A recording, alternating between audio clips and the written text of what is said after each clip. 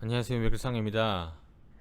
이번에 다뤄볼 주제는 어제에 이어서 호주에서 의료용품을 사재기를 한 기업이 또 나왔습니다. 거기에 대해서 매체에서 기사를 다뤘고요. 이번에는 양이 몇십만 장, 몇십만 켤레 이 정도가 아니고 의료용품만 톤으로 82톤을 중국에 보냈다라고 합니다. 2월 말에 보냈고요.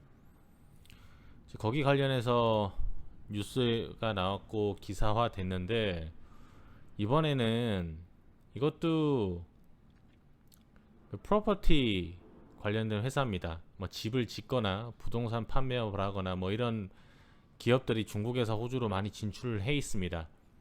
중국의 자본들이 호주에 있는 집을 많이 사고 투자 많이 하는 건 뭐 많이들 알고 있는 사실이라고 보실 텐데, 이런 기업들이 하라는 건 하지 않고 좀 독특한 행동이죠. 중국이라는 특성 때문인 것 같습니다. 일단은 리스랜드 오스트레일리아라는 회사입니다. 이 회사에서 82톤의 의료용품을 중국으로 2월 말에 보냈습니다.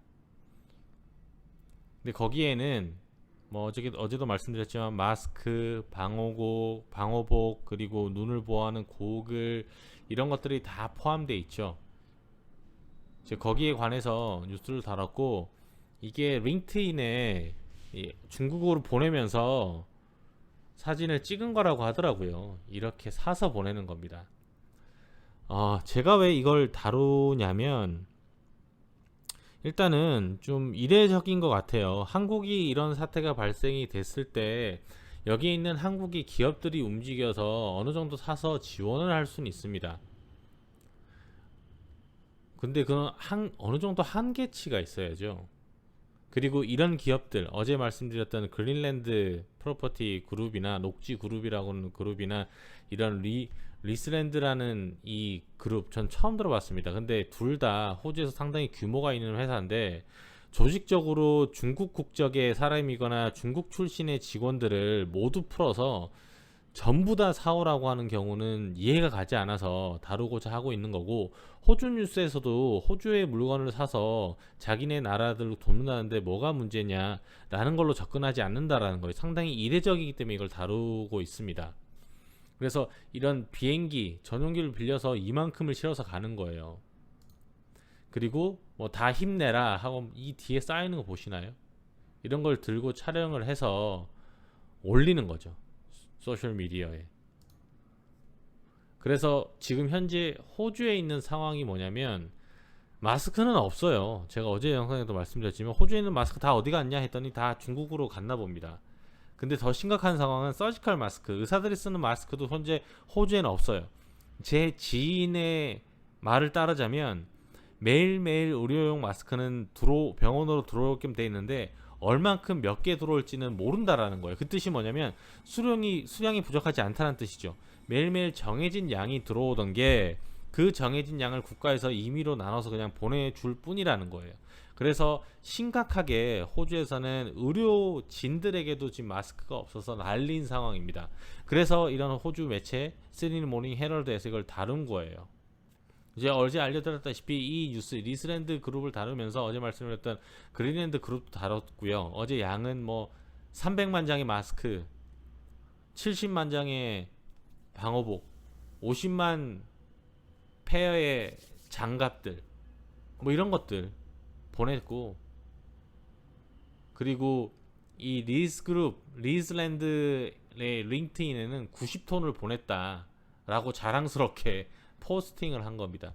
근데 이게 좀 이례적이죠. 90톤 정도의 양을 사려고 한다면요, 의료용품을, 제가 잘은 모르겠지만 아까 말씀드렸다시피 300만 장의 마스크를 살려면 하루에 한 장의 마스크가 1불이라는데 300만 불이에요.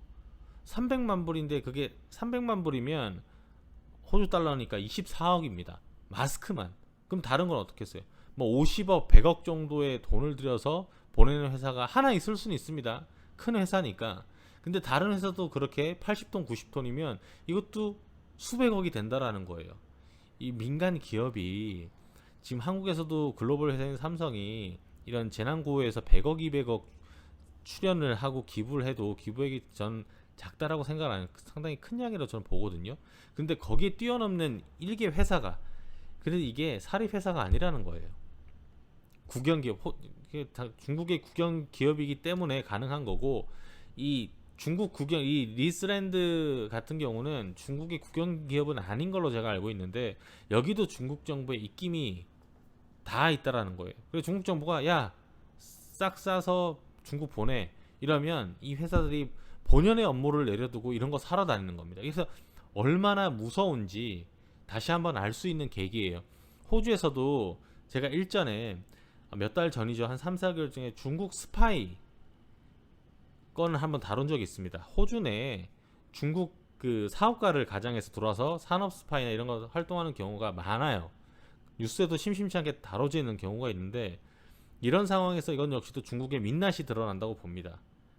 그래서 지금 현재는 수출 제한을 하고 있고, 호주도, 그리고 하게 되면 심각한 법칙금이나 제재를 가한다라고 하는데 이미 늦었어요. 이만큼이나 나갔는데, 수십 톤, 수백 톤의 의료용품이 나가는데 호주에 있겠습니까? 호주는 인구가 3천만 명, 영주권자 포함하면 3천만 명도 되지 않는 작은 나라예요.